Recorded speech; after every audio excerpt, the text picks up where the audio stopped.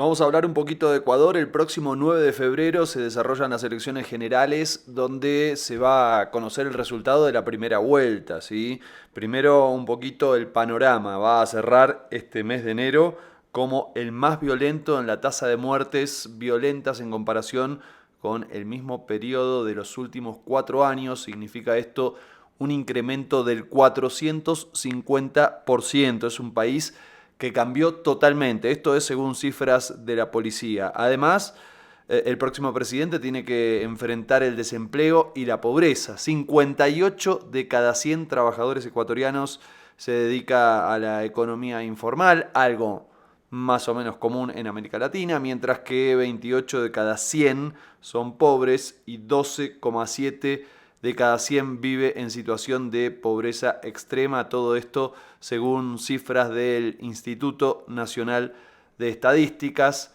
En los últimos 8 días de campaña, que concluye el jueves 6 de febrero, se incrementan, obviamente, la guerra de las encuestas. Se busca que una de las dos opciones con posibilidad de victoria, que básicamente son Daniel Noboa y Luisa González, la candidata de Rafael Correa, bueno, que gane en la primera vuelta. Es como el gran objetivo que tienen los dos candidatos, mientras que el Consejo Nacional Electoral ya inició la distribución de material para para que se desarrollen los comicios en cada uno de los lugares.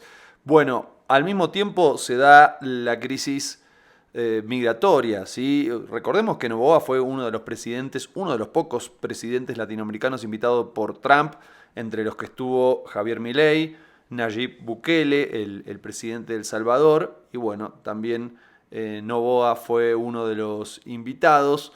Hay 32.000 ecuatorianos que tienen orden de deportación de Estados Unidos. Arribaron ya 202 migrantes al aeropuerto de Guayaquil en 2 vuelos.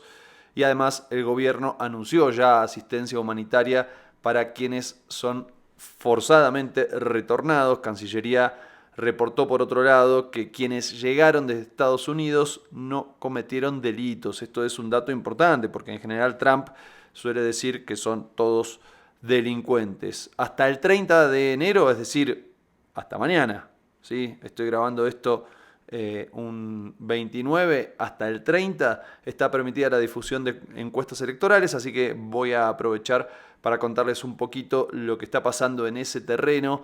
Hay un sondeo difundido por Ipsos, ¿sí? Una de las encuestadoras le da un 50% de los votos válidos a Noboa, seguido de la candidata del correísmo, Luisa González, de la Revolución Ciudadana, con un 34,6%.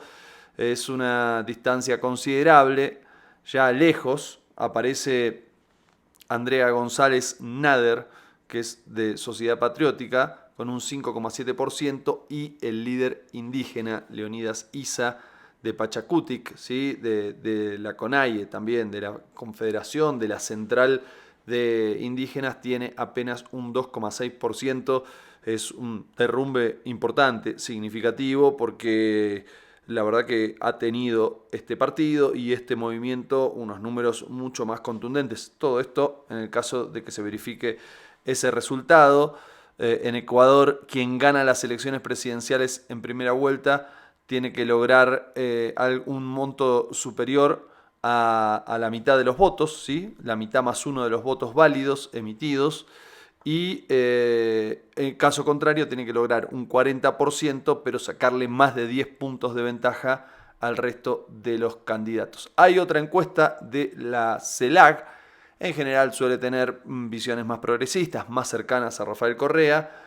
Dice que un 35,5% estaría por Luisa González, la candidata de Correa, justamente, y 32,9% a favor de el candidato Noboa. En este caso, bueno, hay que decir que irían a segunda vuelta, ¿no? Esto es fundamental y hay que tenerlo bien claro. Bueno, y al mismo tiempo vamos a ver un poco cuál es el contexto, ¿no? Algunas palabras sobre esto que me parece importante. Rafael Correa está proscripto, es decir, hace años que no se puede presentar, desde que el candidato fue Lenín Moreno, el candidato que puso Correa. lo traiciona, se da vuelta, aplica un programa totalmente neoliberal, una gestión de la pandemia desastrosa e inicia una persecución contra el propio Rafael Correa y otros candidatos del correísmo, que fue muy contundente, muy importante. De hecho,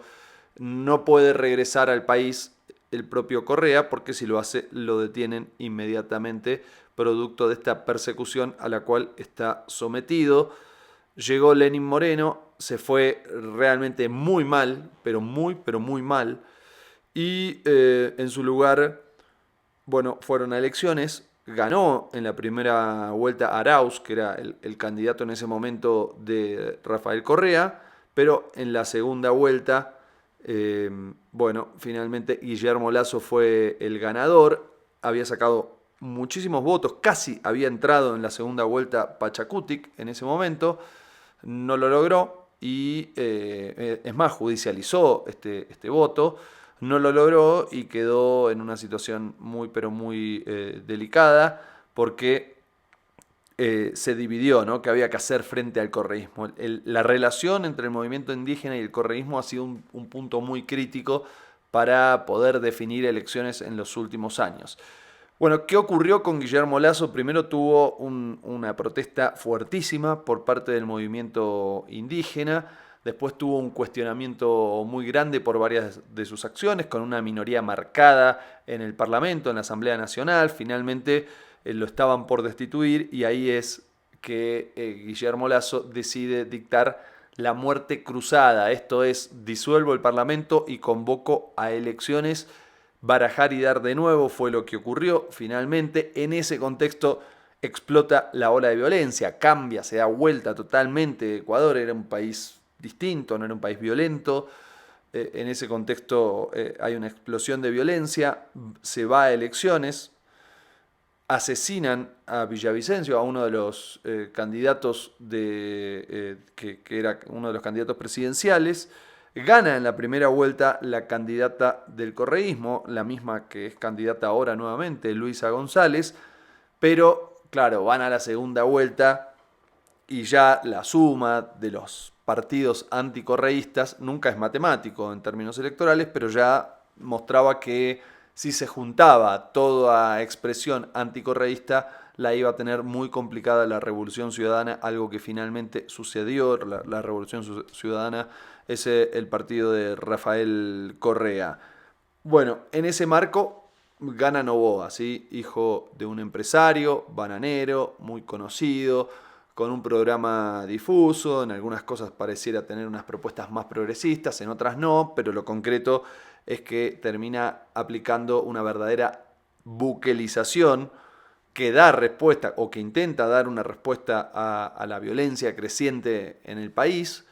No lo terminó de resolver, no lo controló, pero funcionó esa propaganda de mano dura, de un estado de excepción permanente, de restringir las libertades, de autoritarismo. Claro, ¿por qué? Porque Bukele aplicó esa política en El Salvador y terminó con un problema muy serio que tenía que ver con las pandillas, pero claro, con una acción tremendamente represiva que le valió resolver, digamos, en algún punto ese problema sin respetar los derechos humanos, y eso evidentemente no pesó como un problema para buena parte de la población porque lo terminó apoyando masivamente en las últimas elecciones. Bueno, vamos a ver qué ocurre en los próximos comicios.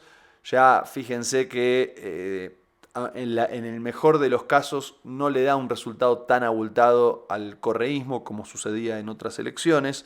La irrupción de Noboa es un cambio, es una novedad, todo en el marco de la agudización de la violencia en Ecuador.